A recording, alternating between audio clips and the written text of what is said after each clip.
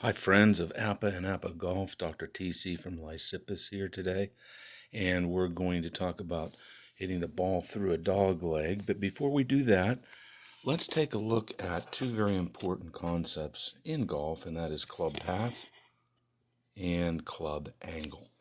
So let's just take a normal sheet of paper here, and we'll draw a straight line, which is where we'd like to hit the ball. Let's set up our golfer. There's his head, there's his arms, looking good, and a straight club head path. That means that ball will go straight if the path is straight. But the predominant path of most players is outside to in. So we'll call this outside to in, or outside in. The path of the swing is going to the left. Now what happens if we have a square club to that path?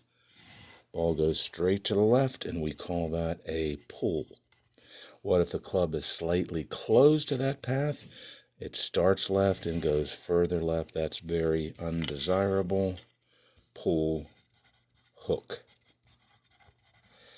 You know what the next two options are. If the path is going in outside to in, that is, the path is going left, the club is slightly open, then the ball starts to the left, and we get that highly desirable fade. And we call that left to right. It comes in soft as a butterfly's feet, and with a little bit of left to right spin on it. It was the bread and butter of Hogan and Nicklaus and Trevino, and that's something that we like to achieve. We'll explain this with working the ball in a future video. Now, if the club is extremely open relative to this outside-in left path, then we get a little too much, and we call that a slice. But notice that a slice starts to the left and goes to the right. Well, let's flip it. Let's set this up again. Here's our straight shot, if we could achieve it. Here's our golfer's head and shoulders, arms, and that nice square club head. If we were to be able to produce the desirable inside out path, and it's desirable because it produces a little bit more power. It's hard because it goes against the human body's natural tendencies to throw the arms over the top and go to the left like a baseball player.